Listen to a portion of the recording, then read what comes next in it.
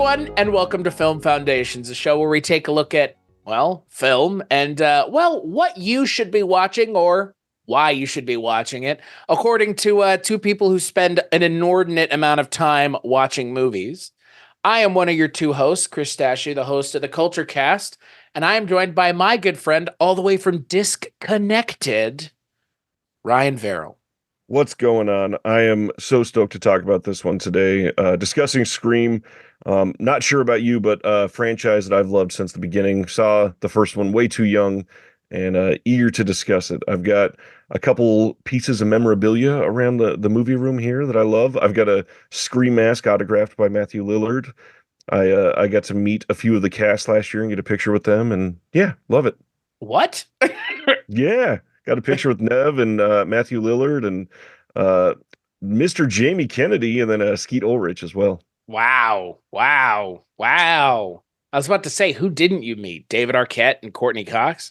Yep, that's the main ones, yeah. The two biggies, I guess. The ones that don't do conventions. Well, I bet David Arquette still does conventions.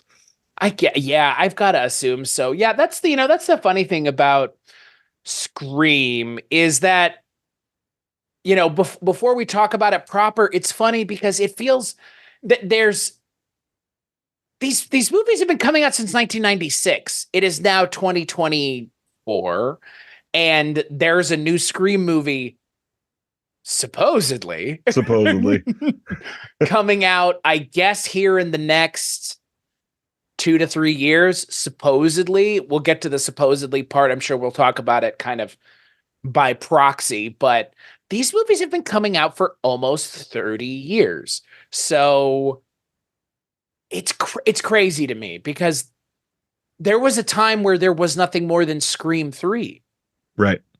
And a long time. It was a long break between 3 and 4. Yeah.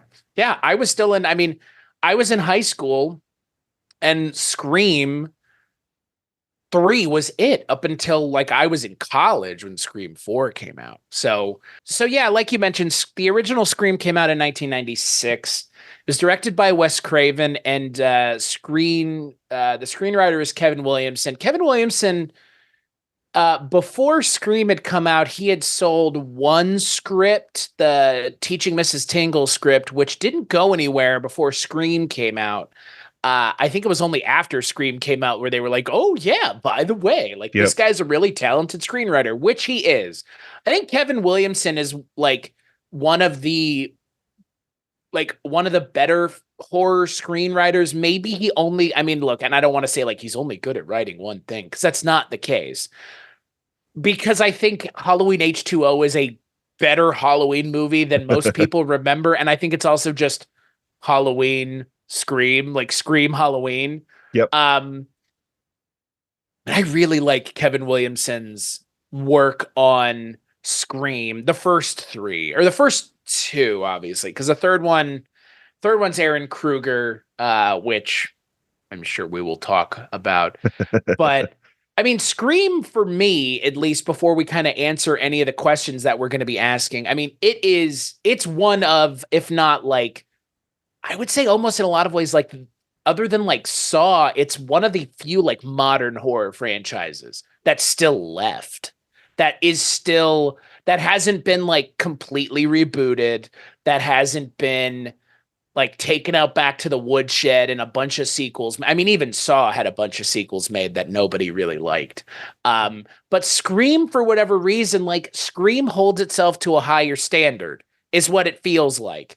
And I feel like that's because of what the franchise is at its core, which is trying to be, quote, tuned into the horror franchise, unquote.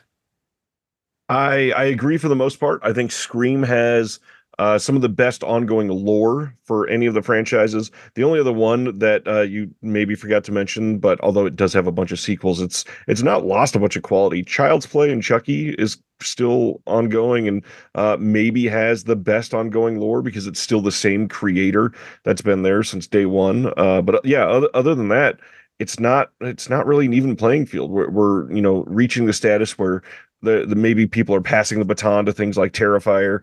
But other than that, It's a legacy that's kind of tainted too because Wes Craven is gone, and a lot of people didn't feel like it was a let's continue this franchise now that Wes is gone sort of situation. So even between 4 and 5, there was another big gap, and obviously there's some controversy with the next one that we'll get into. But yeah, solid franchise from day one, and revitalized a lot in the horror industry for the '90s. I think Kevin Williamson, big name to come from it. Obviously, 2023, he had a pretty big horror movie come out called Sick. It was fairly enjoyable. I'm not a big fan of the COVID-focused movies that have come out since then, but it was a better one of those, I would think. I think it really captured some of the essence of what we felt in the early days of the pandemic. Yeah, I never checked that one out, but I've heard.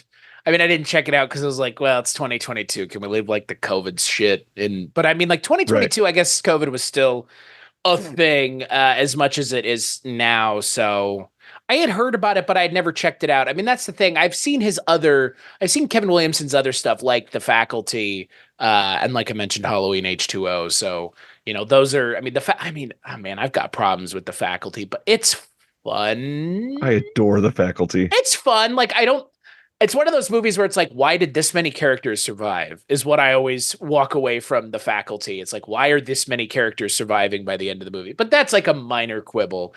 It does feel Scream adjacent. I mean, I mean, almost everything Kevin Williamson did up until like 2000 is Scream adjacent. The Yeah, I mean Faculty, the Halloween biggest one is H2O. I Know What You Did Last Summer. It's Right, basically right. a ripoff.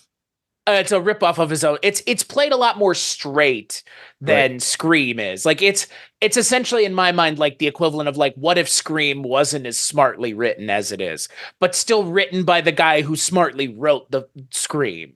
Yeah. Uh I don't know. I don't know if I Know What You Did Last Summer is one of those movies that I go back to very often, but it is again, it's kind of a weird thing that exists because of Scream.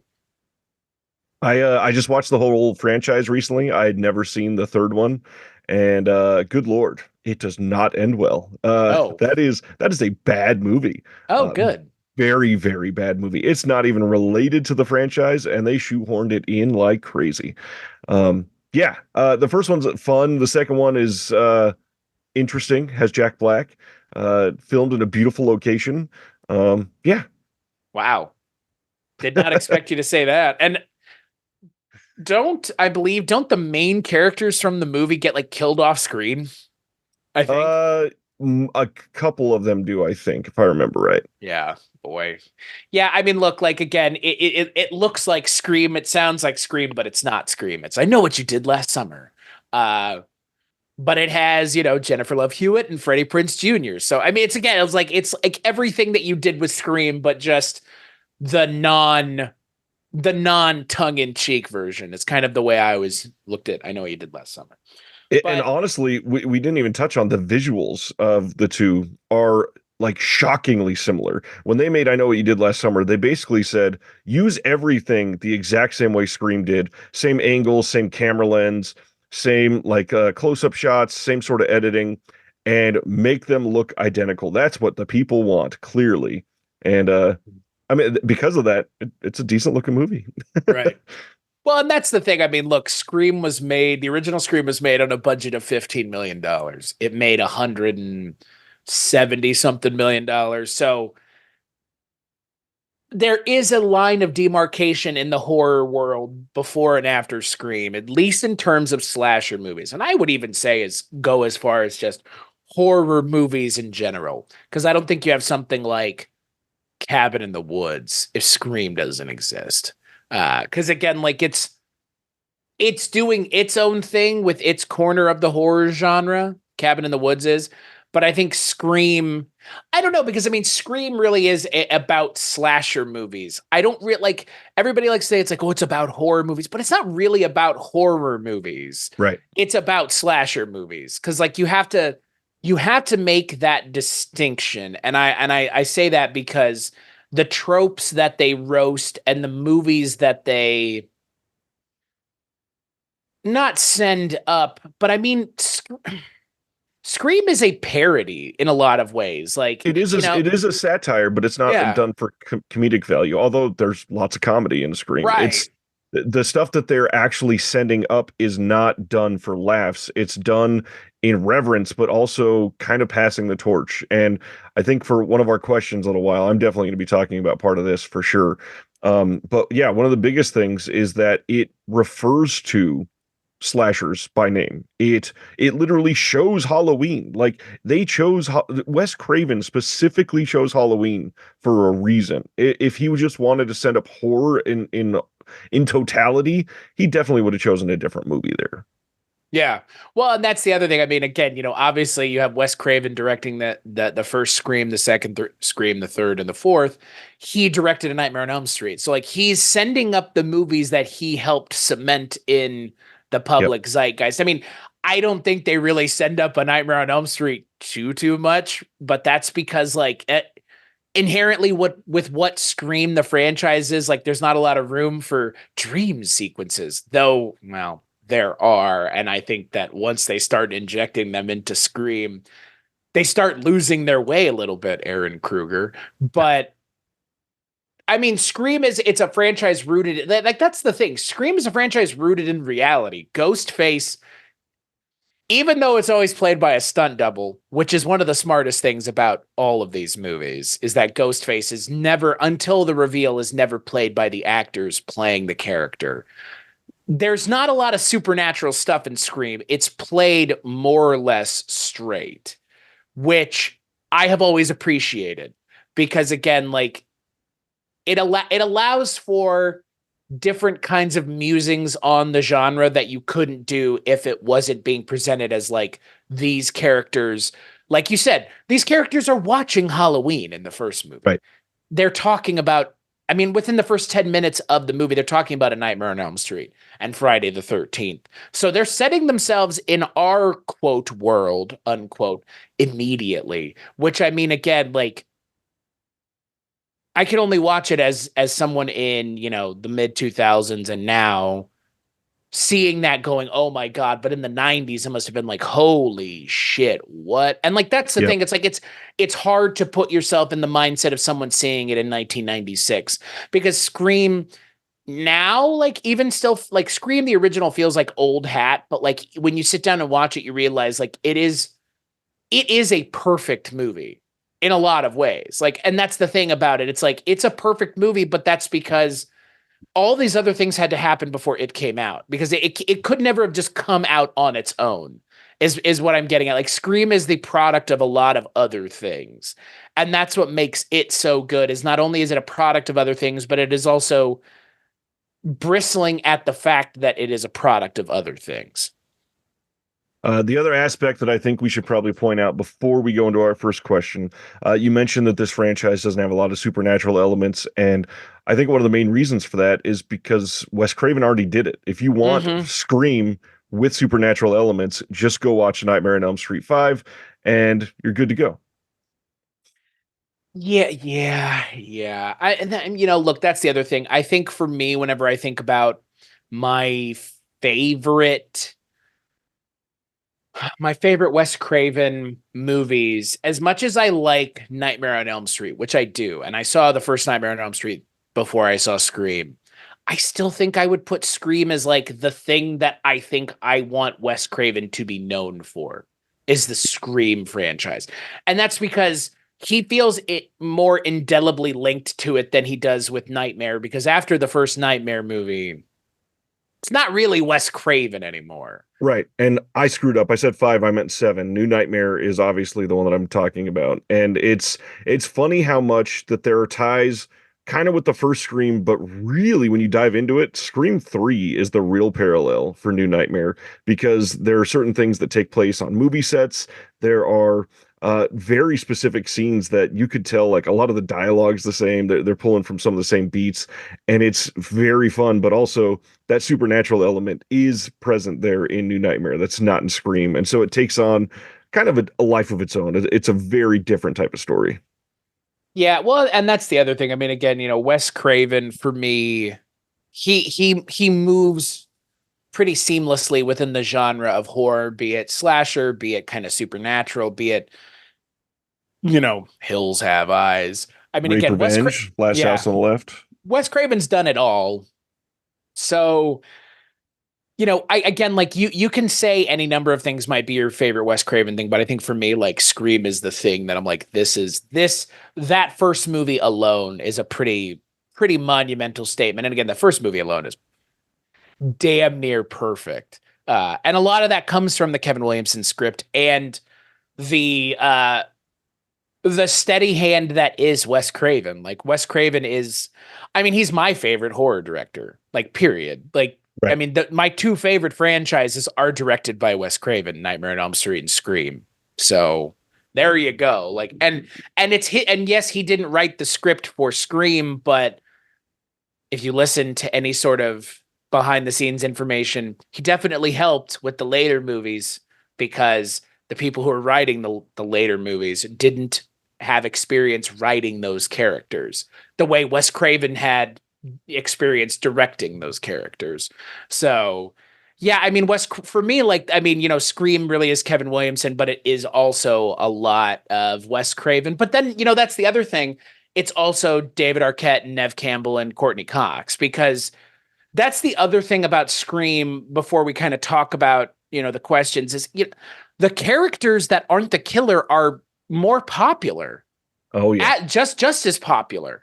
And that's not the case with like any other horror franchise, really. Like definitely not Friday the 13th, because it ends up being about Jason.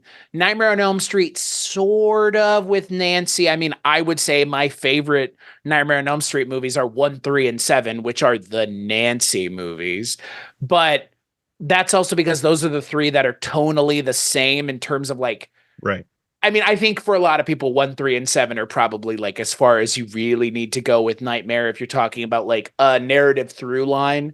But it's, for as good as everything else is, these movies really wouldn't be what they are if they didn't have three eminently likable leads. And, David Arquette, Nev Campbell, and Courtney Cox, like, I don't think you have a better trio of actors in a horror movie, like, period. Like, I like, name another horror movie that has as good of a leading three as like this franchise does through the first 5 movies, I Well, guess 4 movies. that's the bigger thing though, is there aren't other franchises that can keep that core three together through that many movies. Core 3, don't you mean Core 4? Oh, gross. Don't make me cringe, please. Jesus Christ. Oh, what a perfect segue that I was. know, Um, God. So I'm sure we're about to talk about that first movie quite a bit. So let's dive into our questions.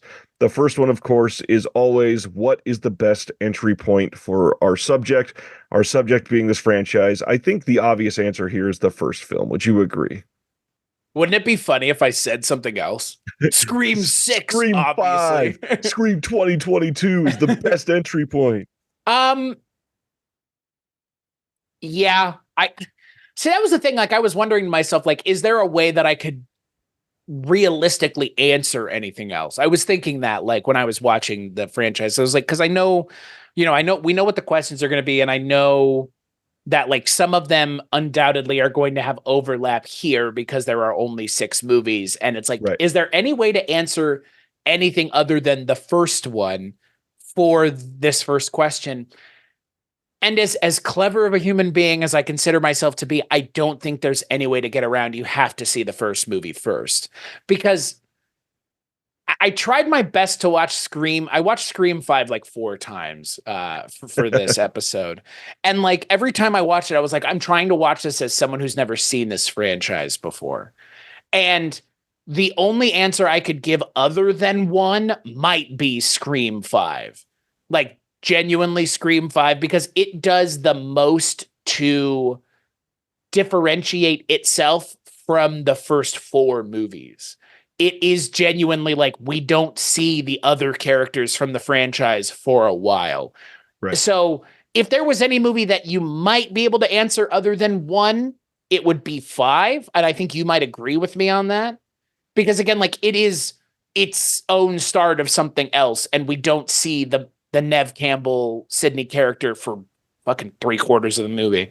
Like David Arquette, he's I mean, it's the Force Awakens, like is what it is. Like it is. Yes. Like it's the Force Awakens, but with Scream. So like, David Arquette's character plays the Han Solo role, is what I'm getting at. So like, I think we like should change because the name of it is literally Scream. I think we should just change Scream 5 to now be called Ghostface Awakens. I mean, it's not. I mean, given kind of the themes of the movie, I don't think it's even that far off to like have that be a subtitle.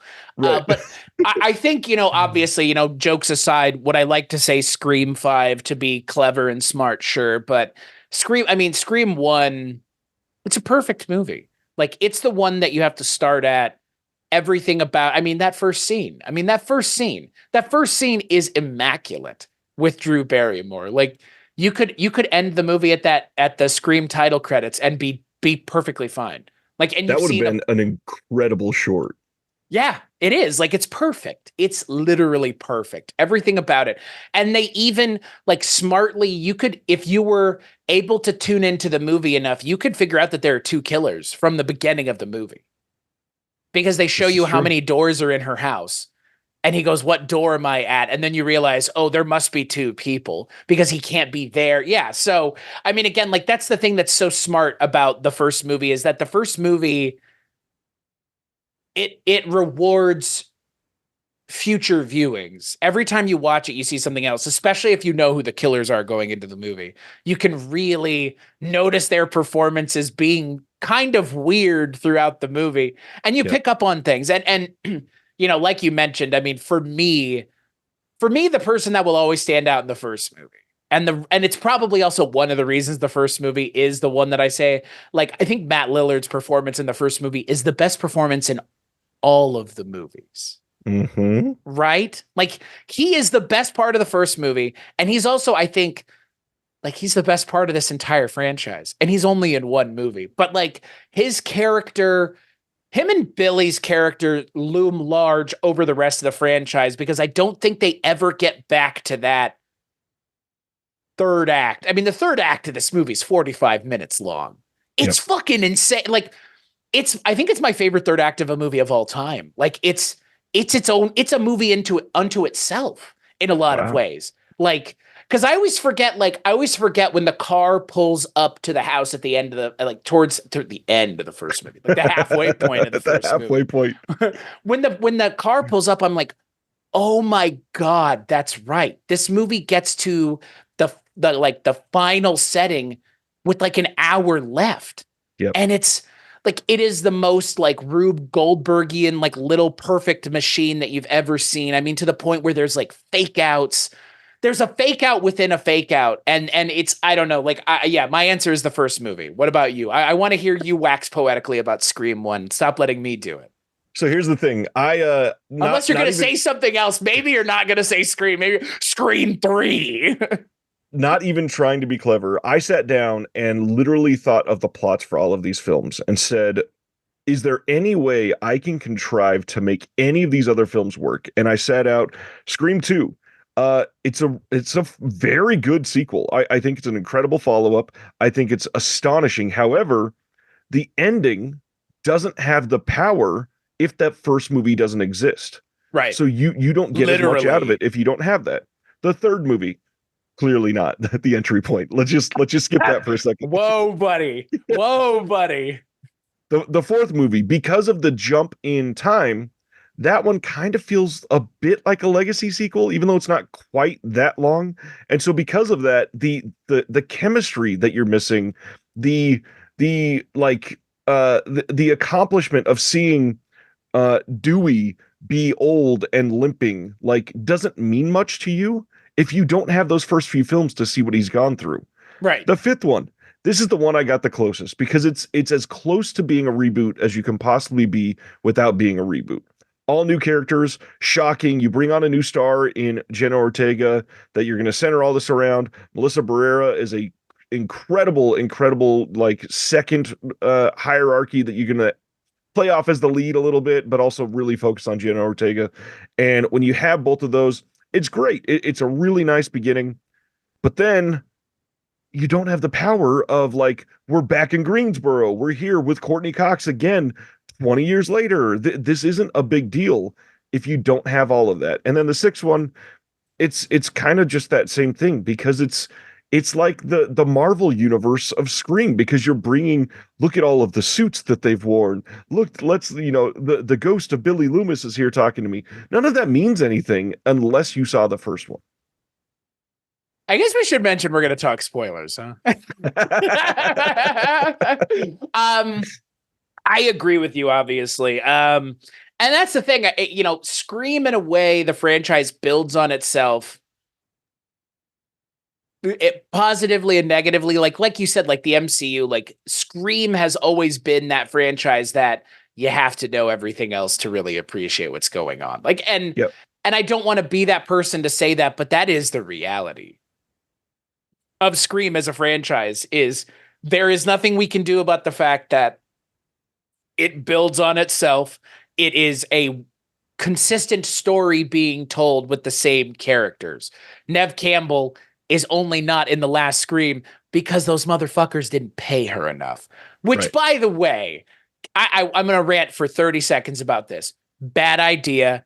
Bad idea. Scream 7, if it even happens, is going to be a Nev Campbell movie. And I hope it's the last Scream because at this point, I don't need anything else.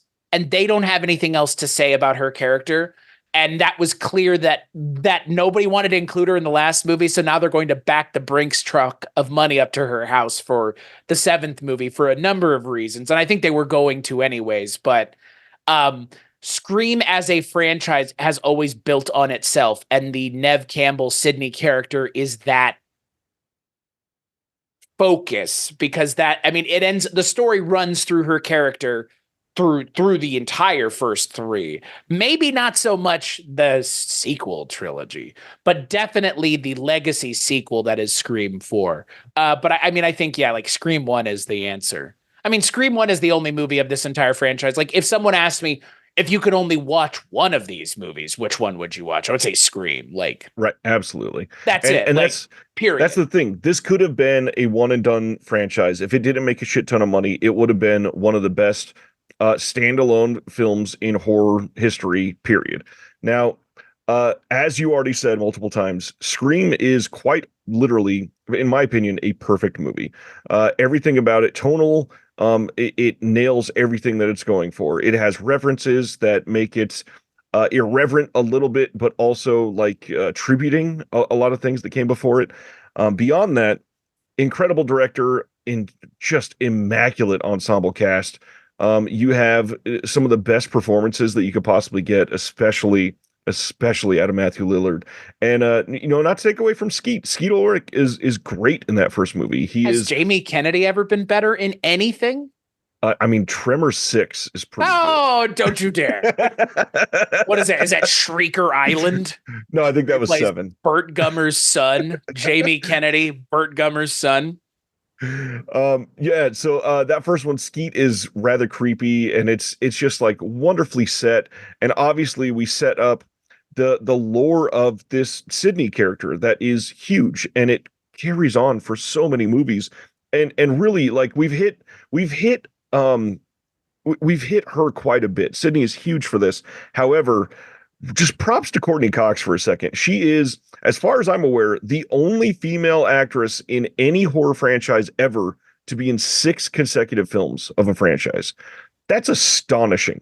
That is a big deal. And that's again, like, Scream 6 wasn't like super powerful to me, but the fact that she got her one-on-one fight with Ghostface and didn't die in Scream 6 was big. It was a massive moment for her because we've been looking at that for 27 years prior. That's huge. Well, and that was also the first time that they'd like talked on the phone together, right? Yep. Yeah. So yeah, it's Courtney. It's weird. Like Courtney Cox is cast in the first movie because of who she is at the time, Yep. and like now, obviously, like I'm not saying Courtney Cox's star has diminished, but like I don't like Courtney Cox is not on Friends in the public eye the way she used to be now, the way she Right. was then. So yeah, like she is. She her and David Arquette are the backbone of the franchise, I feel like, especially through some of the later sequels where they carry the entire movie. Cough, cough, Scream 3, cough, cough. But in the first movie, I mean, again, like it really is the trio of the three of them. And I mean, I don't know if she's better in any of them outside of the first movie. I think she's the best in the first movie. I think as the franchise goes on, the character of Gale Weathers kind of stops feeling the same, but I think that's because she had such a different direction she had to come in from to begin with, that they had to change her character because there was no longevity to that character the way it was written initially, because she had to kind of calm down as a character, I think is the best way of putting it. She's kind of I mean, the first movie up until right near the end, she's pretty abrasive. But you kind of as an audience member come around to her along with her coming around to David Arquette, which I mean, David Arquette, I think he's the real heart and soul of Scream, like as an actor. I mean, I think, you know, his character surviving the first movie, Ian Malcolm style from, Jurassic Park, I think is the testament to David Arquette as an actor, Yeah. making that character, like for the people who were making the movie with him going, well, let's just film a scene of him putting his thumb up at the end, just in case we want to pivot. And they did. And do they finally end up doing him in all the way down the line? Sure. But by the time they do it, by the time they do it, it almost feels earned. Almost feels earned. Uh, and again, that only exists if you give a shit about the characters. And that's the thing that's, again, like Scream as a franchise does better than, I think it does better than literally any other horror franchises. This is the horror franchise where you actually care about the characters. And given that this movie is meant to be a satire of those franchises, it's very funny to me that they do the one thing that those franchises struggle with, which is actually make you care about the characters. That's probably the biggest joke in and of itself. It's like, like the biggest joke is that they actually do the thing that all those other franchises struggle with, which is, oh, it's not actually about Ghostface. It's about these three human beings who just keep getting John McClane through their life by Ghostface. Which also kind of makes it suck that Ghostface has emerged as this towering horror character that you can find at, Halloween stores across the world. There's new, like, kind of unlicensed board games being made about Ghostface. And what's crazy, they can't even use the Scream name. They're all called literally Ghostface because that's the only thing that they can get the rights to use. So it's this interesting thing that it's kind of taken over certain things outside of it. But yeah, I think other than franchises where you kind of worship the villain, or like Freddy Krueger or in Child's Play, it's all about Chucky. Other than those, I think Scream is really the only one where the actual victim characters are the ones that you're truly rooting for. Well, and the other thing, and we kind of haven't mentioned it, but I think it bears mentioning. Roger Jackson's voice is it is without a doubt like one of the great movie voices of all time. I mean, there's a reason if you go on TikTok, you can literally hear it in like every other video. Yep. Because they have that like thing on TikTok now where you can have that voice narrating your stuff. And I hear it all the time. It's amazing. And that's the other thing, about Wes Craven is he's the kind of the not creator, but the steward of two movie villains who interact with their prey, because Freddy interacts with his prey throughout those movies. And that's one of the reasons that I think Freddy Krueger for me resonates with me, because he's just such a malicious bastard. Yep. And Ghostface is that times 10, because that's the thing about Ghostface, right? Is that it's, Freddy Krueger after the first movie, and even in the first movie, he takes on this like mythological quality as this like dream demon, right? I mean, to the point where Dead by Daylight calls him that. They don't call him Freddy Krueger, they call him the dream demon in the game. Ghostface is way worse because this is just a human being doing this to you. And that's so much scarier. Like Scream is one of the scariest, if not the scariest scenario horror movie, because and they talk about it in the second movie and in the first movie, but they talk about it in the second movie a lot. It's like the person who's doing this to you is like in your life already. They're like part of your life. They're possibly your boyfriend or your best friend or your mom or your dad or someone that you've been interacting with, like a student or a classmate. Like, how is that not scarier than any fucking Freddy Krueger, Jason Voorhees? Because ostensibly, Scream is the only horror movie franchise that could happen to you theoretically if someone hated you enough to make your life a living hell the way Billy Loomis does to Sidney Prescott. And that's the funny thing, like the unintended consequences of the first movie within the franchise itself. That's the thing that we kind of haven't mentioned. Within the franchise of Scream, there is a movie called Stab, and a franchise within Scream is called Stab, and they use that to lampoon themselves on top of everything else. It's it's masterful. It's masterful. And also to advance the storyline. That's the Right, funniest thing. right. I mean, it's one thing for it to be like a gag, but by the time you get to the third movie, it's like not just a gag anymore. It's like the entire setting of the third movie. Right. It's perfect. And then the other big thing that I really kind of wanted to point out here too about this before we go into our second question, which I love that we're going all in on this because it is perfect. The way the scripts tie in together, the thing that makes it scarier for me is with what you just mentioned. It's not just somebody coming after you. The fact that in every movie we find the killers and they all get caught except for so far the last one.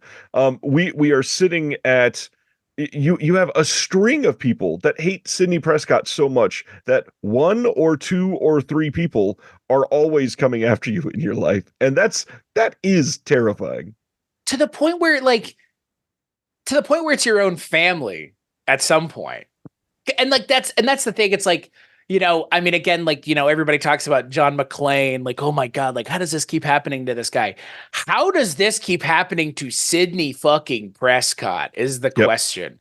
And like, for real, because that's the thing, like, she, through 5 movies, is she's the one that Ghostface is always going after or trying to bait into showing up, at least, you know, as the franchise goes on.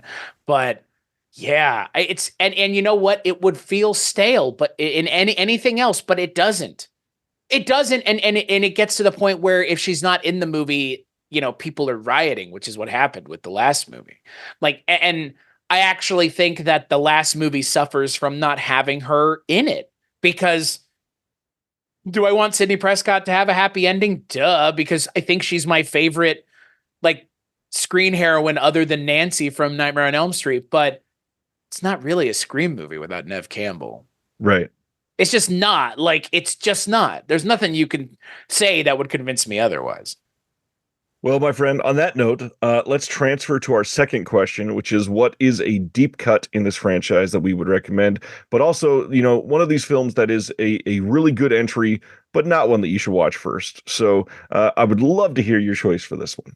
So I thought about picking the second movie, but I think people feel pretty strongly that the second movie is the best sequel of the Yep. bunch. I'm actually going to go with 4, and I think 4 has aged in a fun way because I think the message of 4 is now more relevant than ever, which is the dissociative power of social media. Our dear friend Mr. Bo Burnham talks about it a lot, and I think that Scary Movie 4, Scream 4, which features Stab 7 at the beginning of the movie. But they're watching Stab 6, which is the funniest fucking shit. I mean, it's just, I mean, if that's not like a direct needle at Saw, I don't know what it is. Like, it's gotta be, right? Like, Yep.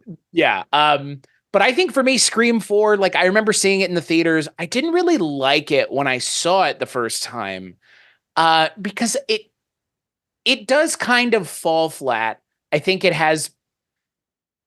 terms of the reveal of who the killers are, I don't think it's great. I think it's probably a little bit better than the worst reveal in the series, which is the third movie.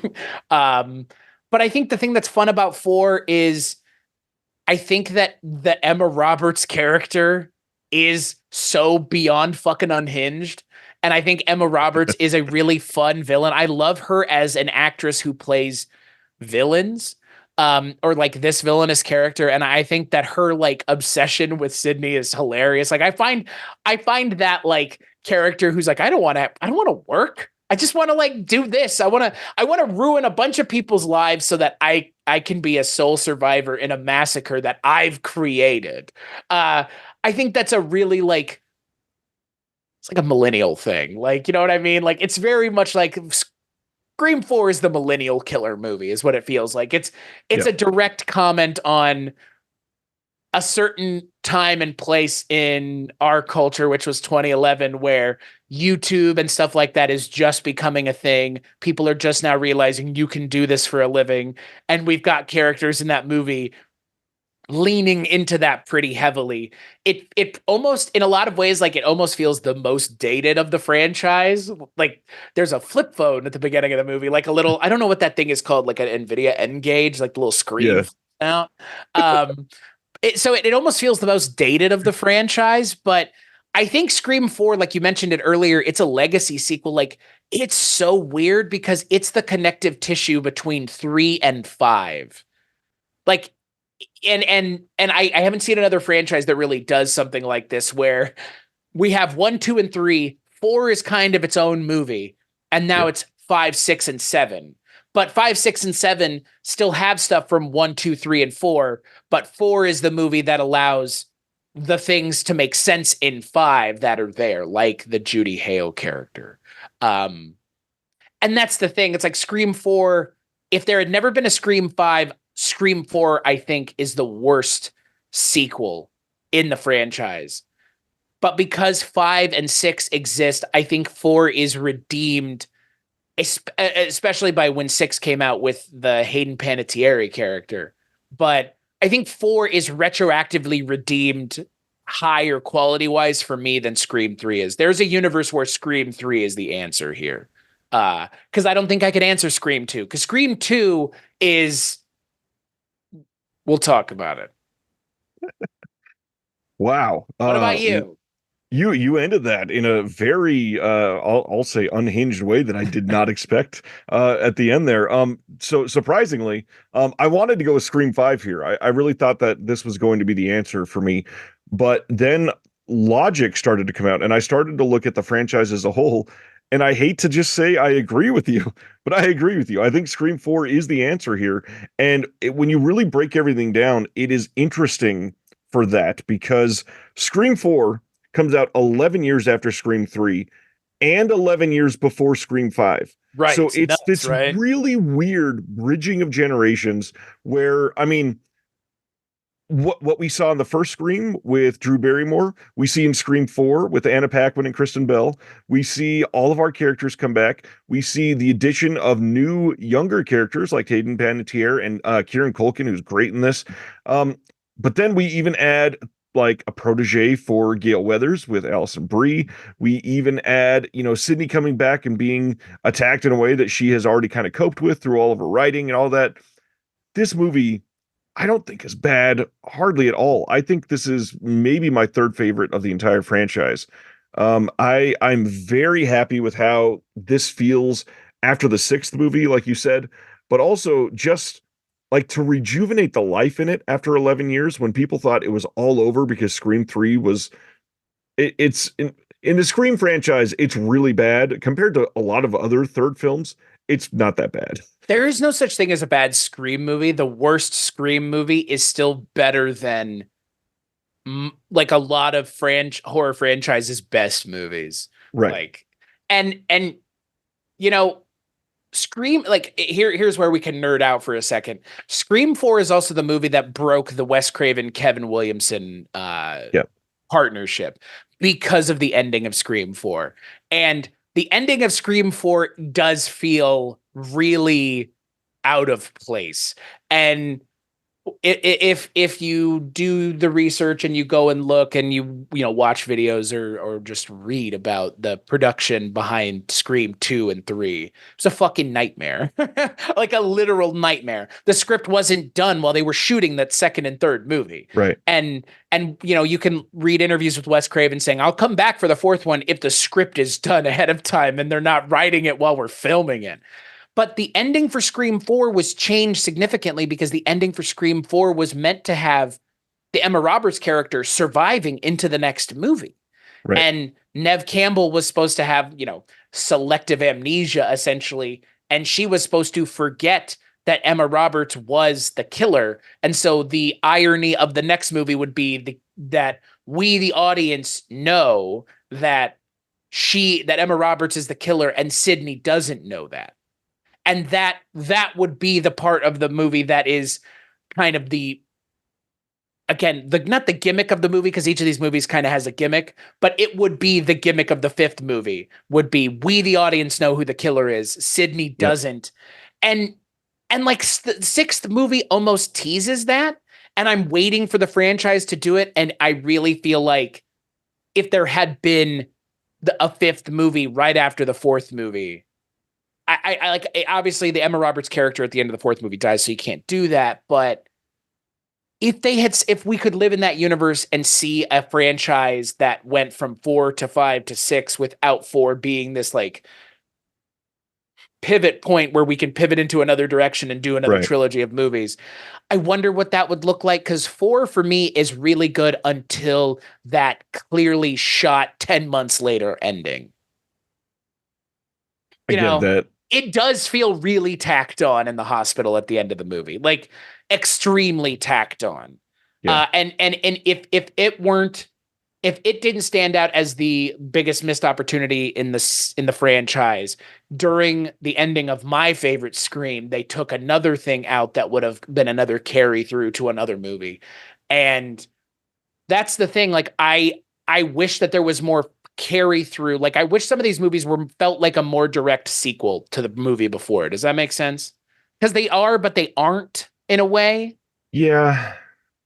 Yeah. Especially, well, this one's hard because it's 11 years after. Right, right. I'm still shocked that, I'm shocked that Scream 4 came out and then they waited in another 11 years to release Scream Right. 5. That's nuts to me.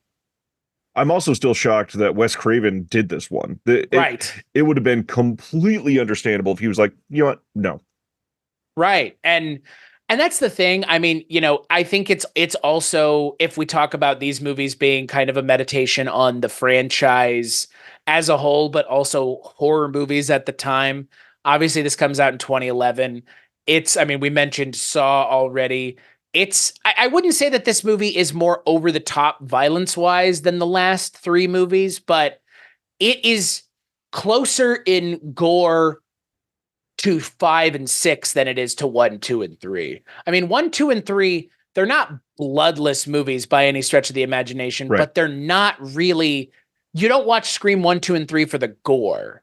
But 4, 5, and 6, maybe not 4 as much as 5 and 6, but 4 is getting closer in that bent towards, blood, gore, actually seeing the knife going into people's necks Yeah. and hands and arms and faces and their open mouths.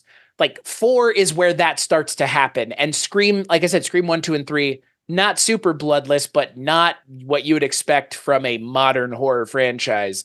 And Scream 4, again, feels like a kind of a direct comment on the torture porn horror movies of the time, because this Scream 3 comes out before Saw, Scream 4 comes out, and Saw 7 is coming out that year, right? Like, I think. So 7 Saw movies came out in between Scream 3 and 4 coming out. So it's not surprising Scream 4 is super gory and bloody, because again, if it's commenting on the horror kind of world at large, that was what was popular at the time. And I don't Yeah. think it doesn't work in Scream 4. I just think Scream 4 is the weakest Wes Craven directed movie of the 4, because it doesn't. The first 3 movies, I like the way that they look. The fourth movie has a look to it that I'm not a super big fan of. The lighting effects that they were using, the camera, Just something about it. Scream 4 always looks weird to me. Do you know what I mean? Yeah, and I get that, and I think a part of that is because it was shot on lesser camera equipment, if I remember right. I think they were trying to save money, and it was on a cheaper camera than it should have been for 2011. Um, it makes sense for quite a few reasons, and it's really hard to justify putting money into that franchise 11 years after a failed sequel. Let's be honest. Right, Scream 3, So, yeah. it's tough to, hey, let's invest a lot in making this incredible, and yet I still think they pulled off something pretty damn great. Yeah. I think Scream 4 for me, doing a pretty big rewatch for this episode, like it's the one that like I was like, I would rewatch this more than I've watched it before because I'd only seen Scream 4 a handful of times. I went and saw it. It came out like the week before my birthday in 2011 when I turned 21. So I went and saw it. Nice. And I saw it in theaters. Like I enjoyed seeing it in theaters. I remember walking out of the theater and thinking the same thing that like I still think about it now, which is like, it's kind of a weird little movie, but I enjoy it. Like it's the weirdest of the franchise, in my opinion. I think that's this question kind of you can look at it various ways in terms of what we're actually getting at by asking this question. But Yeah. one of those answers maybe it's the weirdest one, and it is the weirdest one of the whole franchise because 5 and 6 have a very similar tone, and 1, 2, and 3 definitely have a similar tone. But 4 is kind of the odd man out, but I kind of love that about it. I would agree with literally all of those things. Yeah, completely agree. The only other one I'd say might be fairly weird. Six is still a little weird to me, but that's primarily because of the setting. Moving everything to New York or attempted New York, which isn't really New York, is really odd. And Toronto, you mean? yes, I hate when, yes, this movie is clearly set in New York, but we're not going to show anything in New York ever. Um, Oh, I they don't had know. Jason Goes to New York on the fucking TV at one point in that movie. Jason hangs out on a boat. They were calling their shot, bro, as to how they were going to treat the city of New York in their movie, just the way they did in Jason Goes to New York, which is don't show New York at all because it's not actually New York. Yeah. Oh boy. Yeah. Yeah. This again, I like it. It's fun. I like part four. Yeah, I'm with you. All right. Third question, which I think this is where one of our most interesting topics is going to come out here today. And this is always what part of this subject had the biggest impact on pop culture? I'll go first on with this one. I let you go the last couple times, and I really just want to say it's the fact that Scream was, and we alluded to this earlier, but it was like jumper cables in a dying slasher genre. The 90s Dead. were dead Dead. awful, just pure shit for slashers. Other than Candyman, like we don't have much from the 90s that I look back on and go, yeah, that's like a really great slasher. That's we should keep going down that route. Obviously New Nightmare came out around then and it was decent, but it's again, it was like the last gasp of a slasher franchise. And it's because of that, it had almost turned into a comedic take on it. And that's Scream and New Nightmare were both just so meta that New Nightmare definitely comes off as very comical. But yeah, slashers as a whole, nobody was making slashers. Nobody was making good slashers when they were. We didn't have anything really that was taking the country by storm and being very popular for slashers until gosh, other than Scream, like the Texas Chainsaw remake was a pretty big hit, and even that was what 7 years after Scream. So Yeah. the landscape was just done at that point, and we needed something to revitalize it. And Scream really got there, and it you can tell that it got there because not only is the Ghostface mask everywhere, not only is Scream as a franchise still going 27 freaking years later, but it spawned the Scary Movie franchise, and that has lots of got there are what, four of those, five of those? Five, Jesus six, maybe. Christ. There are I at don't least even know. five. Hey, that I like that third one. I think Scary Movie 3 is pretty funny. But I mean, look, Scary Movie 1 like is a pretty good movie, and it's a pretty good parody of It's a Scream. classic. Yeah. Yeah, it's a good like it pretty much is only parodying Scream in terms of like what movie is at the actual center. But that's the thing. Like Scream in and of itself is a parody, so parodying a parody. All right. So yeah, I think it really needed to be that revitalization that the horror genre needed because we had the 80s, which was almost fully focused on slashers. We were huge on slashers, huge on practical effects, and then the landscape went, well, we have no more ideas. Now what do we do? And they made bad movies for many years, and that's it. Then Scream came along and it re-energized that. We got a new school of filmmakers that came in. We got a lot of people that came in the 2000s and started to see some of those landscapes change. And without Scream, and honestly, kind of tangentially, without the Blair Witch Project, a lot of those just never would have been able to exist. It wouldn't have been something that people could invest the money in to make that they needed to make them decent. And so Scream kind of saved like modern horror at the time.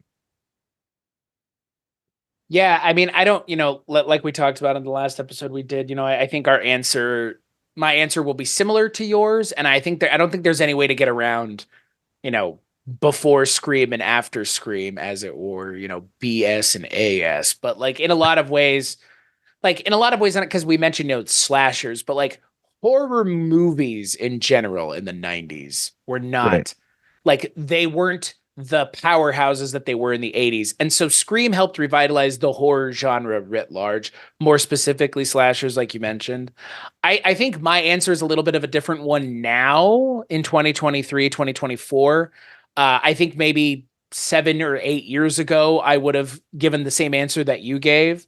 But I think now my answer would be introducing Ghostface into the Mm. public like eye, because I think Ghostface now in 2024 is as big or bigger than the Scream franchise. And I think Ghostface has escape velocityed his way out of just being from Scream and being its own thing. I mean, it took 4 movies for the Ghostface mask to show up on the poster, but now on every poster since, Ghostface is fucking front and center.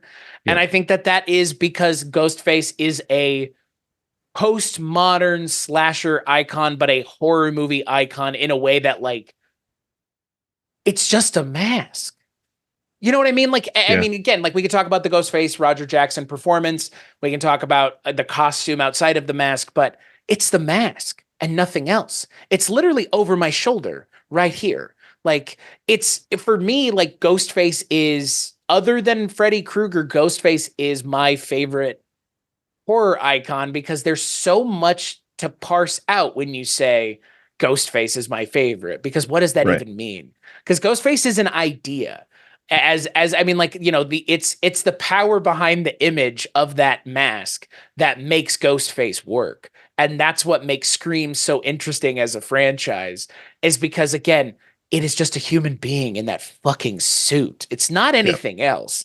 But somehow that idea and that mask together, along with it effectively being Clue the movie. I mean, these are whodunit movies. These are just murder mysteries. These could have been written by Agatha Christie.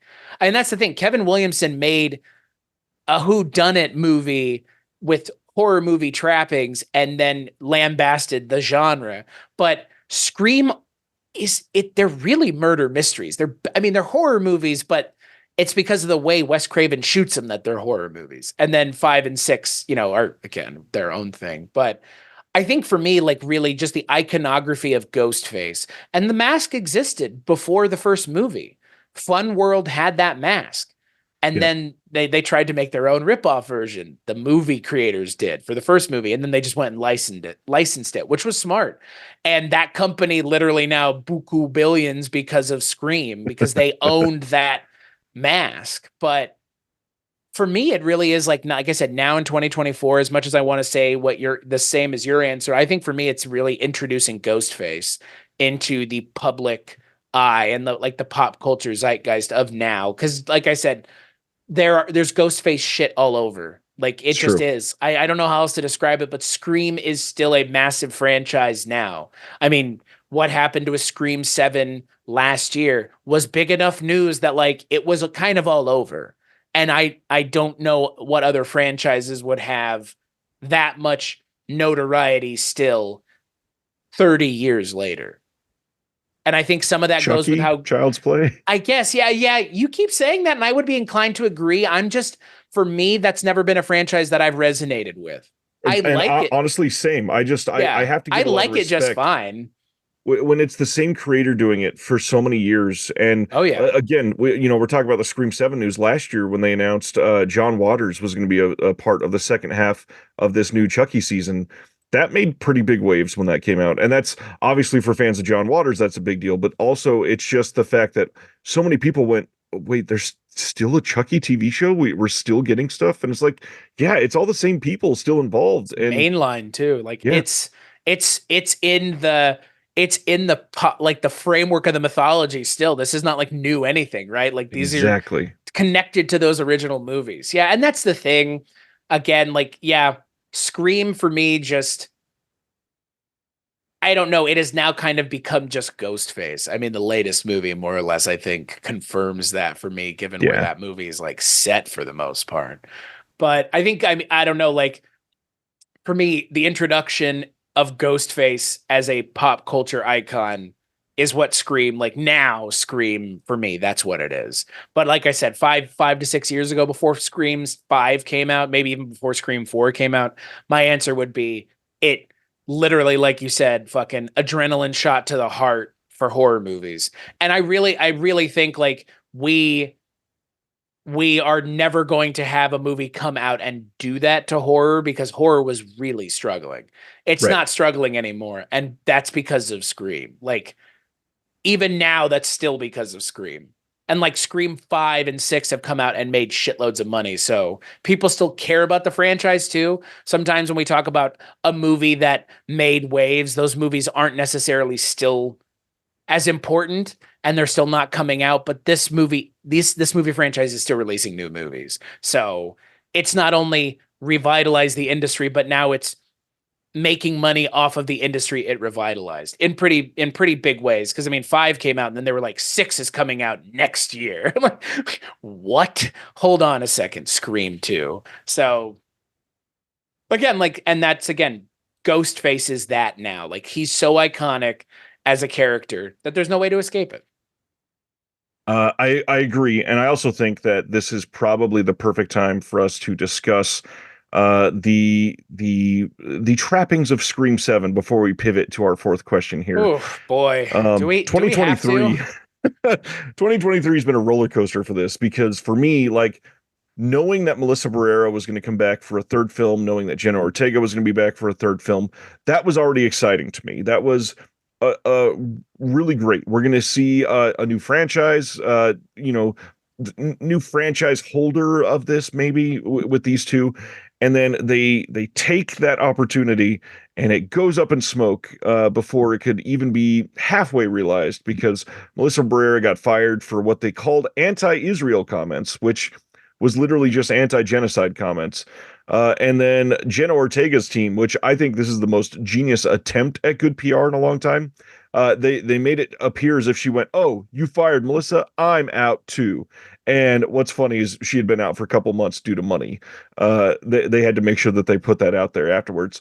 But maybe the biggest loss of this is because of all of that drama. Landon, who directed the Happy Death Day films, was set to direct this, and because of that, said, "You know what? I'm not even going to be a part of this," and pulled right out. Which smartest choice he could have made. However, I would have loved to have seen him direct a Scream film. I think it would have been incredible. But now It, I don't know about you.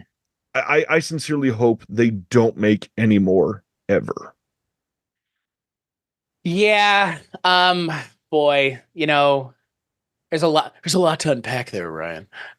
There's not, but there is. And I mean, again, we live in such politically charged times, unfortunately, that sharing your opinion, regardless of what it is going to, if the wrong people or the right people read it, and they're going to make a big deal out of it. And that's what happened, with Melissa Barrera. I don't even think what she said was that really that big of a deal. Again, take that statement of mine I just made with what you will. But look, there are real things going on in the world that really suck. Does it suck that Scream 7 might not happen? In reality, it's just a movie. So Right. it's not really that, you know what I mean? Like, that's the thing. Like, she was commenting on something that's happening in the world that's affecting people. I'm not saying that movies don't affect people, but they affect people in a different way. And it's unfortunate that someone voicing their opinions about something that they don't agree with got them fired from a job that, again, realistically was kind of theirs to lose, is what it feels like, given that I assume if none of this had happened, Scream 7 would have come out, and Scream 7 would have been the final movie in this trilogy of movies. And I've got to assume Scream 7 would have had something to do with Richie Kirsch's, or Richie, is Richie? Yeah. Richie, I think right? so. Yeah. Richie Kirsch's mom, right? Because like that's what the final movie was going to be. Was going to be like this asshole's crazy asshole family coming to Yep. try and kill these people. Uh and that's not what we're getting now. Apparently they're trying to get Nev Campbell and Patrick Dempsey to come back. I'm Right. sure I can see how they could still make it Richie's mom and have it be Sydney and Mark from Scary Movie 3, from Scream 3. But Jeez. I just don't think, and I agree with you, that there's anything else that needs to be said in the franchise at this point. And Scream 6 kind of, the ending felt a little definitive. Like, you could leave it there. Right. Um, it, do I think they will leave it there? No. They're No. gonna make a seventh movie. Come hell or high water, boys. So and it'll come out, and it'll probably be. So that's the thing. I just don't know if it'll be good. Like, that's the thing. Like, after all of this stuff has happened, how often are movies good when like all of the shit has hit the fan as hard as this did? Because like you mentioned, Jenna Ortega had already left. I mean, good on you for making it seem like you were, championing your friend, but like, Right. whatever. Right. And like, look, fuck them for not paying Jenna Ortega either. But here's the thing. Jenna Ortega in Scream 5 is not Jenna Ortega of now. Right. Right. Like, if Scream 5 had happened a couple years later, they might have gotten Jenna Ortega and actually killed her ass off at the beginning of that movie. Yep. Yep. Like, 100%. Because she, like, right now, you would make Scream 5 and have her get killed off at the beginning of the movie. But make the trailer look like you would make a fake trailer, or you'd use like footage, or you'd just omit her from the trailers or something to make it look Exactly. like she's in the entire movie, and then kill her off in the first 10 minutes of Scream 5. But we're not, what's weird is we're not living in that universe. We're living in the universe where she was in Scream 5 before she's now who she is. We're walking away from Scream 7. It's not that big of a deal for Jenna Ortega, which Right. 10 years ago, or 7 years ago, or 5 years ago, or however long ago you want to say, that she would not have done that, Nope. 5 years ago. But now she's like, fuck it, I'm Wednesday Addams. Like, I've cemented myself already so much further as a singular identity outside of this franchise. Cause like Melissa Yeah. Barrera, I haven't seen her in anything else. I know she's in the Heights, but Jenna Ortega like is kind of like the Nev Campbell of this trilogy in terms of. You never seen 2022's Carmen? No. I love that I just happen to have this sitting here so Why? I can Yeah. show you. Why do you have I just watched that? it the other day. I haven't seen her in anything else. Like, she's fine, but like Jenna Ortega is Jenna Ortega. Like, she's a very charismatic actress, and I don't know what Scream 7 looks like at this point, and I'm kind of too afraid to ask.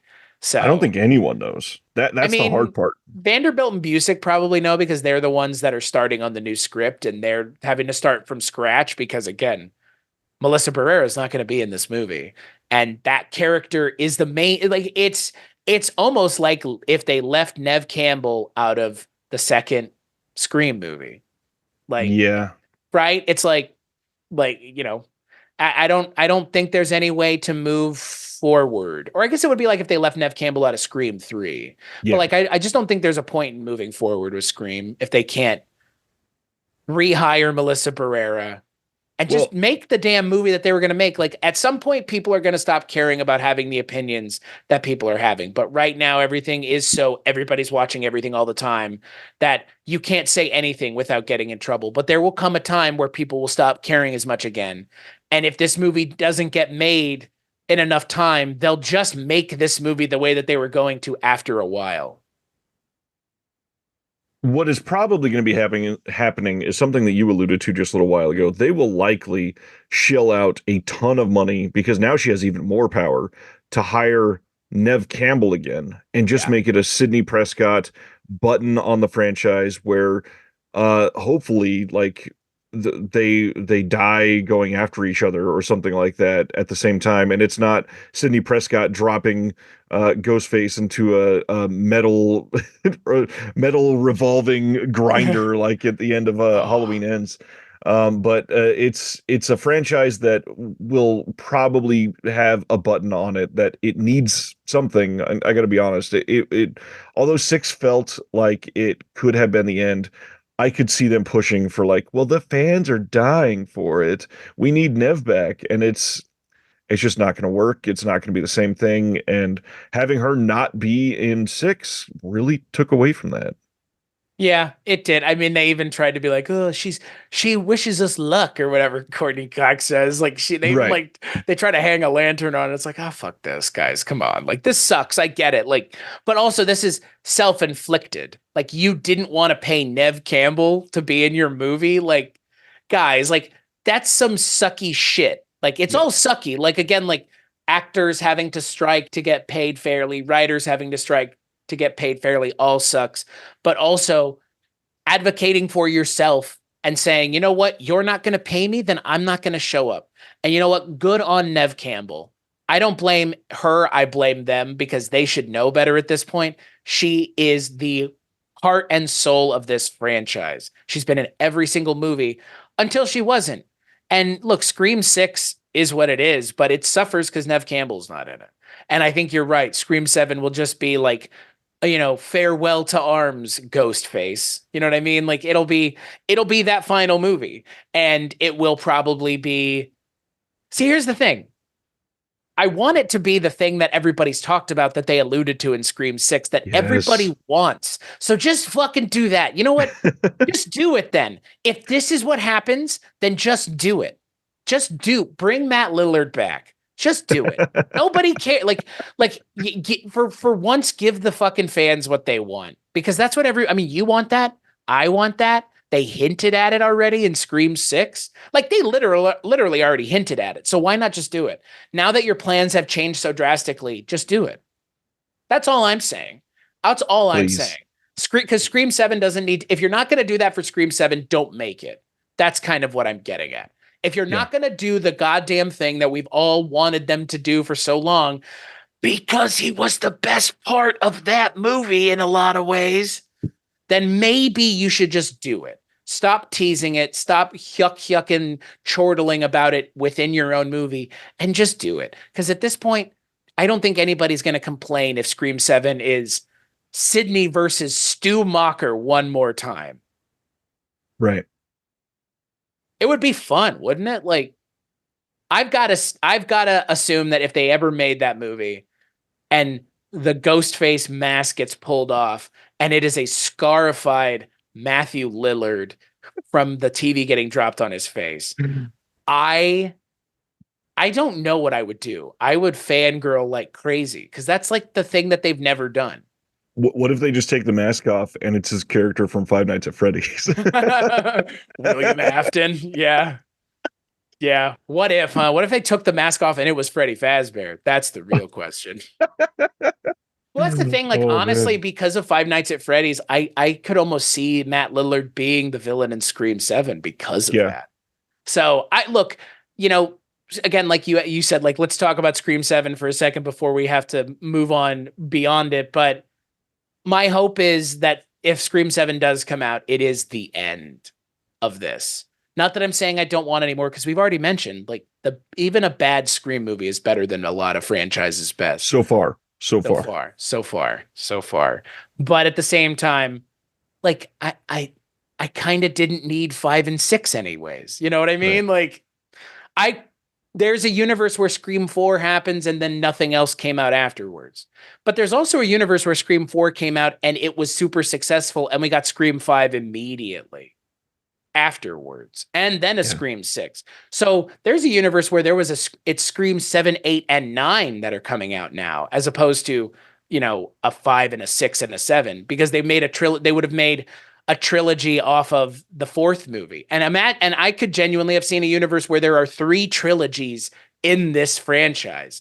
1, 2, 3, 4, 5, 6, 7, 8, 9. They're only off by two movies, is what I'm saying. Yep. So I don't know. I don't know. I mean, I feel like by the end of 2024, we'll have a much better idea if Scream 7 is even happening. But if like you said, if things are to be believed, they're going to make sure that people are paid appropriately this time, I think is just the nice way of putting it.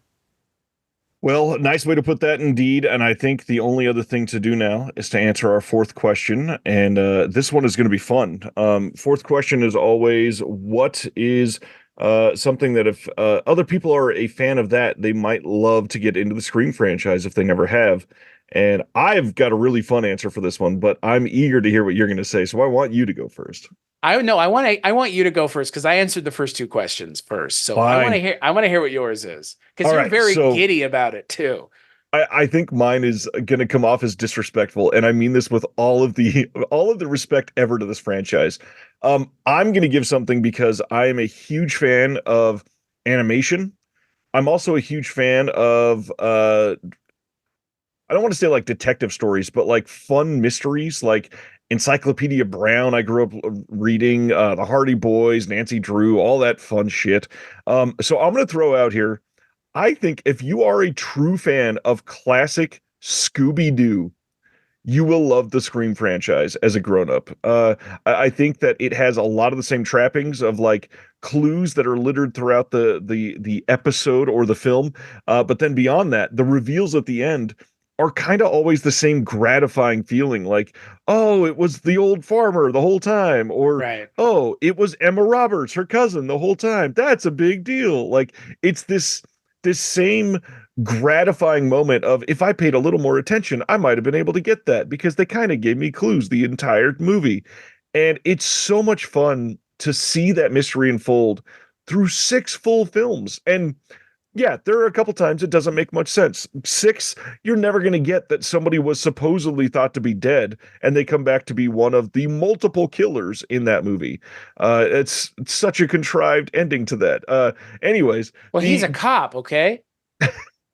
I mean, like that's literally they just go, he's a cop, okay? He can do that. yes, because they let all cops care for their own daughter's death when that happens. Ugh. Uh, Hokey, hokey, hokey, man. yeah, I think it is very Scooby-Doo-esque in which there's some good humor in there. You even have the Matthew Lillard tag to Scooby-Doo there because he was in the live action film. But overall, I think it's just a really great like way to transfer sensibilities. If you like Scooby-Doo when you were younger and you've somehow never watched Scream, it's kind of just a grown-up version of Scooby-Doo. Yeah. I mean, yeah, it really is. Again, like it's, who done it, but, people are getting stabbed to death as opposed to running away at high speed, which is what Scooby, I mean, Scooby-Doo never tussles with the monster, really. They just run away from it, at least, Shaggy and Right. Scooby-Doo. Um, yeah, I think that's pretty appropriate. I think it's interesting because I've heard that a couple times and like it's not that I didn't think about it, but again, it's just like, yeah, what a weird thing that is totally the case. Yeah, interesting. Yeah. I wish they would do like they should just do that. They should do that thing. They should do Scream as a cartoon, but not Screamy-Doo. Scream. But you know what I mean? Like not Scream, but they should take the idea of like an adult Scooby-Doo or a Scream style thing and do a cartoon of it. I know it would kick ass, I frankly. would love a proper animated horror film that's a slasher. We have a couple animated horrors that have happened over the last few years, but something that comes out that is genuinely a slasher, like a mass person going after a group of people. You could do a lot more with that. Right. Right. Yeah, you totally could. I just Interesting. That's an interesting answer. All Hmm. right, my friend, what do you got? So we kind of already talked about it, and maybe it's a little on the nose, but something that you would like if you like Scream or you're enjoying the Scream franchise, the three films of Michael, or I say Michael, that's his father, of Chris Landon, Mm, uh, Happy Death Day to You, and Freaky. I think those three movies are really good postmodern slashers, like or like you know whatever we call the social media era slashers, especially like those. I mean, I know Happy Death Day to You is kind of a weird movie and it's barely a horror movie in a lot of ways. I It's more really like like it. I like it a lot too, and I really like the first one, and I'm still kind of shocked that we even got a second one in Yeah, a lot of ways. But I think those movies were kind of also not ignored, but they kind of got lost, especially the second one kind of got lost uh, in 2019. Like 20, there was a lot coming out in 2019, and Happy Death Day yep. to You is just one of them. And Freaky came out during the pandemic, so you know, yeah, some people are not probably didn't even remember that it happened. But I would say that the works of Chris Landon would be a direction you should start going if you like Scream, because I think Happy Death Day is as close as we've gotten to a Scream-esque musing on slasher films in the last 10 years outside of Scream itself. But again, Happy Death Day to You came out after Scream 4, but before Scream 5. And Happy Death Day to You came out even before Scream 5 did. So it was kind of carrying the torch for those Scream style slasher movies. Because Happy Death Day, its sequel, and Freaky all kind of poke fun at the genre as well. And in a way that I think Kevin Williamson would appreciate, if that makes sense. Yep. My answer is not Scooby Doo, but it's it's more specific. And to your point, the thing that does bum me out is like Chris Landon not getting direct Scream really fucking sucks. Yeah. It really like that's my biggest like missed opportunity right now in horror is like the fact that the guy who directed Happy Death Day is not going to get to direct Scream 7. Like what a bummer. Cuz that is a genuine bummer and he walked away from it himself. So good on him for doing that as well because I don't think I'd want to be in the middle of that eye of that hurricane because that, everything's politically charged right now. And I think some people who want to walk away from it and have nothing to do with it, smart, frankly. But we don't get to see his movie because I'm sure whatever he would be doing behind the camera, there would also be some of his influence on the script. And Right. I can only imagine what that would be. Because again, he's a talented writer on top of being a talented director. Because he wrote what, like Paranormal Activity 2 through 5. Jeez. Yeah. That is So a lot. yeah, I actually think he helped write the most recent one or the second most recent one. So yeah, it's crazy to me. Like I don't think people talk about his movies enough, but at the same time, like that's because there haven't been enough Chris Landon movies, and Right. you know, I also think he's going to suffer because again with the Happy Death Day, it's kind of got that Terminator treatment where the first one is basically a horror movie, which is basically a slasher for Terminator and for this. And honestly, we can throw Alien in there as well. Alien, Terminator, and Happy Death Day, they're all kind of horror movies. And then the second one is like full-blown sci-fi. And if you're not ready for the whiplash of going from Alien to Aliens or from Terminator to Terminator 2 or from Happy Death Day to Happy Death Day to You, you're not going to love it as much. And if you just loved that horror element of the first one, you're going to feel super disappointed. And so you have to be invested in the characters, which thankfully on Happy Death Day, our main character is great. yes. She is delivering a fucking hell of a great performance in both of those films. So you should be invested in her, but again, if you just want that horror aspect, you kind of get let down on that second one. And I get that. Yeah, but I mean, again, I think the second one is still a good enough movie and it's a fun enough Agreed. movie. Yeah.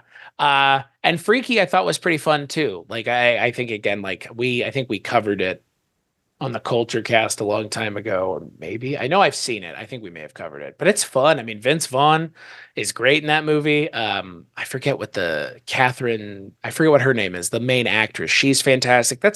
I mean, again, like those are the most clever slashers that I can think of in the last 15 years that aren't Scream, that are kind of trying to do the same Scream thing, Right. which is do something more with the slasher genre than just, you know, Halloween 2018. Because that's the thing. Like, I don't want to suggest any of those kinds of movies because I think that Scream in a lot of ways like exists in spite of those movies intentionally. Yep. And I think for me, really Scream is about subversion of the genre, and Chris Landon has not failed on that regard of it being a Scream movie. I think he succeeded more than anybody else really ever has, other than Kevin Williamson with Scream. Because Aaron Kruger couldn't even do it with Scream 3. Scream 3 is, for me, the worst sequel in the franchise. I mean, yeah, I don't think there's a question. It is by far the worst. Right. It's the Me Too Scream. And like that's the funny part, is because like the Lance Henriksen character is Harvey Weinstein, right? Yes. Is it not? Like, right? Like it totally is. And so like what's weird about it is now you can look back at it and go, okay, so it's kind of weird that Miramax was producing this movie where the main villain of the movie that isn't the Ghostface killer is a, kind of sex addled movie producer, which Well, again, what we know about Harvey Weinstein is that's the reality. It's very weird. isn't the illusion of that to the treatment of one of the main Scream stars from the first movie? That's what I always Right. thought it was. Oh, you mean Um, Rose McGowan? yeah, I knew that we were going to get into a little bit, but yeah, I mean, we never even mentioned her name. She's honestly fantastic in that first movie too, as the like wannabe ditzy blonde. That's not even a ditzy. Like she's actually smart about a lot of things in that first movie. She's great, and yeah, the supposedly she was treated pretty fucking terribly by Weinstein quite a bit. So yeah, had to throw him in there. Although at the same time, I guess I should shout out cameo from Roger Corman too. That was a surprise.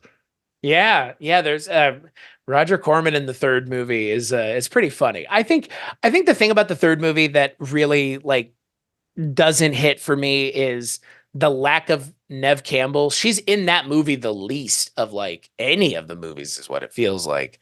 And I don't know. I'm also really not a big fan of the twist in that movie. And I'm not talking about like what they essentially say they're going to do and they also do it, which is like a big time retcon. But I think the retcon works. It's more just like the reveal of who the killer is not great. Like the whole third act of that movie, I think is pretty weak. But Well, I and love the setting. That's the thing. Like I love the setting because I think the setting is so smart to set it on the scene or on the set of Stab, a thing right. that we've only ever really kind of heard about in the second movie, and now it's like front and center. I thought that's the smartest thing, but I just don't feel like they did enough with it. Right. And I agree. I don't think they did enough with it either. We probably should mention I know probably a lot of people know about this, but just in case you didn't, Scream 3 was being made the entire time to be another two killer movie. And it was supposed to be Emily Mortimer's character was going to be the other killer. And that's the only reason, like there are certain scenes, the house blowing up is the one that's most specific to me, that when you look at it with only one killer, it makes no sense that it could even physically happen that way. And so, yeah, it was supposed to be two killers, and they just scrapped that idea near the end of it. So, I really think not having Williamson on that one really screwed them over. Yeah. Well, and I'm sure you know about this, but the honestly, like the biggest missed opportunity in the entire franchise, other than the Matt Lillard coming back thing, which they can still rectify, is at the end of the second movie, they should have had Ghostface watching from Yep. from the balcony. Like, and it feel like I know why they didn't do it, but it feels like such a missed opportunity. But like it also feels like the thing that I'm surprised they haven't done it. I'm surprised they didn't do it in Scream 6 because I was Yeah. kind of expecting them to have like something to lead into a Scream 7. But I would say Scream 2 and Scream 6 have more in common than they do different. Scream 1 and Scream 5 And then Scream 3, I don't think whatever they make Scream 7 is going to be very different from Scream 3.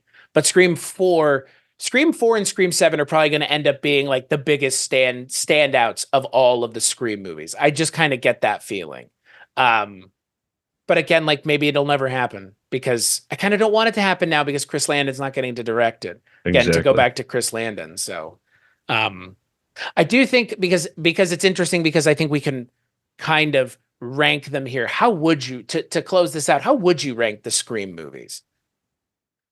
Ooh, one is better than two, is better than four, is better than six, is better than five, is better than three. Of the sequels to the original movie, which is the one that comes the closest to the quality of the first movie for you? Is it the Two, fifth one? two by far. Two. So what's your favorite movie of the franchise? What's your favorite franchise movie? I mean, of the whole franchise, I'm still going to go with the original because it's perfect and it's the only one that I can jump into and enjoy without feeling like I should watch the other ones around it to get a little more enjoyment out of it. And that's I guess a small part of it. I do got to say one of my favorite performances in the entire franchise is got to be Billy Loomis's mother in Scream 2. She is so great at everything she Yeah. does. Laurie Metcalf really knocks it out of the park in the second Yeah. movie. I mean, I've loved her in everything. Well, I always ask my wife whenever we watch it, I was like, she was in Roseanne, right? Because I've like never seen her in Yep. anything else other than Scream 2. She plays What about a Ladybird? You haven't seen Ladybird? nope. Whoa, you got to see Ladybird. Ladybird is an amazing movie. And what's crazy, it is a really great period piece for when you were in high school or Interesting. like about to go into high school. It is going to feel super nostalgic for you. Huh. That's the Greta Gerwig movie, right? Yep. And it's so well made. And she is astonishing in that movie as well. Well, she's a good director. Speaking of good writer Yep. directors. Hey, give her Scream 7. What would that be? Oh gosh. I I would mean, love that. I mean, Barbie was pretty meta. Like, Yeah. I think Barbie is really interestingly meta same way. Like, Barbie is meta the same way Scream is in a lot of ways. Like, it's trying to say a lot more about, I think, everything in terms of the film going experience than just we're being funny about Barbie dolls. Like Right. Barbie, I don't know. Barbie is a movie like Barbie doesn't come along in a long time. And Greta Gerwig, she's a very specific kind of director and a very specific kind of writer. And that's what I think Scream needs is like somebody, and that's why Chris Landon being involved was such like a thing that I think everybody was excited for. In terms of me and my ranking, I think one is still the best of the franchise, but I will tell you the one that I go back to the most often is the second one. Period. I like this. Nice. I personally like the second one more than any of the other movies in the franchise, but I will concede 100% the first movie is the best movie in the Right. franchise. Period. And 5 I think comes pretty close to being as good as the first movie. I think. I think. But the second movie for me, like you really can't watch it without having seen the first movie. It's wild that I rank the fifth one as fifth best. That's interesting. You know what? I wonder if the sixth movie will ever grow on me because the sixth movie for me is I'm not a huge fan of Scream 3, but at least it was directed by Wes Craven. Right, right. Scream 6 was not, and Scream 6 is kind of a mess.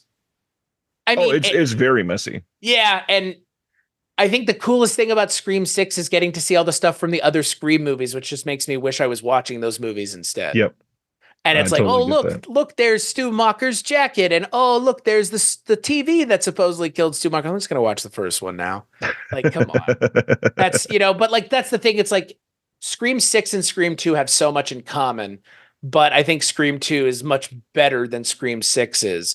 But that reveal at the end of Scream 6 is really ham-fisted, and it bothers me. It's not Yeah. as clever as they thought it was because they kind of cheated. Oh yeah, it's They very didn't. contrived. Yeah, yeah. And I've seen Scream 6 like 4 times now, and it has not grown on me yet. I'm kind of just like, it's fine. The beginning of the movie, I think, is the best part. Because Oh, like 100%. And I there's really wish she was in the movie for much longer than that first scene. I mean she's great. I mean Samara Weaving is great, but also the actor that they have playing Ghostface is like he you could have had him be Ghostface the whole movie and I Yeah, would have watched it. Like because that scene where he interacts with Jenna Ortega, you're just like, whoa, what the hell? Like, what's going on? And it never Scream 6 never gets back to that point of like right. again, they kind of make you feel like they're gonna do something and then they back off of it and they should have just done it. And that's what's funny about Scream, because we've kind of mentioned already, like the missed opportunities. Scream as a franchise doesn't miss many opportunities. They take most of them. Again, like in a franchise that has a movie within the franchise called Stab, that has allowed them to do things they wouldn't do otherwise. So they're constantly taking advantage of this weird corner of the world they've created for themselves. But when given the opportunity to go full bore insane, they never have. And I want them to just once. Just do it. Because they've kind of always alluded to it, but it hasn't happened yet. And Scream 6, like the leaked version of Scream 6 supposedly had like an ending with a ghost face showing up that was like it would end on a cliffhanger. And that never happened Yep. either. Like I'm sure you had heard about that, right? Scream 6 was supposed to have like a cliffhanger ending and it didn't. Maybe they shot it. I don't know. But Scream as a franchise, like throughout, is so solid that like it's hard to rank them really because they're all pretty good. Even the ones that aren't great are pretty good. Yeah, they're all entertaining. I think five, the main thing I didn't love, and this is a pretty big movie sin for me, it was just boring. I think it might be the most boring of all of them for Which me. one? Five. Scream 5? Yeah. The one that you like? I like every single Scream movie. That's fair. I just a part of it, like it meanders a little too long, I think. Well, it's an hour and 54 minutes. Like that's the other thing. Like it's also a really long movie. And the third act in Scream 5 is nowhere near as good as the third act in Right. Scream 1. And it's trying so hard to be the third act of Scream 1. Like you're really trying to do the thing that's really hard to do because the end of Scream 1 is Perfect. literally perfect. Yeah. Yeah. So no matter Mikey Madison getting lit on fire, no matter how many times I see it, and it's funny because like I don't think in any of the movies the villains have gotten their comeuppance as hard as they get it in 5. Like I think Right. 5 is like the funniest in terms of like the way the film ends is just so over the top, so wild. But it works perfectly because again, it's like, what if someone made a movie like Scream in 2022 or 2020? This is the way it would be made, where it's like Yeah. way more violent, bloodier, crazy, like crazy amounts of gore. The CGI knife really comes into play in 5 a lot because they get to do a lot of fun up close stuff that you couldn't do Yeah. in the original 3 movies, or even in the I guess did they use they didn't even have a CGI knife in the fourth one. I think the fourth I one was don't also believe so. a real knife. So, yeah, I mean, Scream 5 does kind of meander. It does in a way that the first movie never did. Right. And Jack Quaid, right? Like, I don't, he's fine, right? Mm. He's okay. Right? Like, I don't know. Like, that's the thing that you kind of mentioned. Like, Scream 1's performances in terms of the villains are so good. The rest of the franchise has been chasing it since.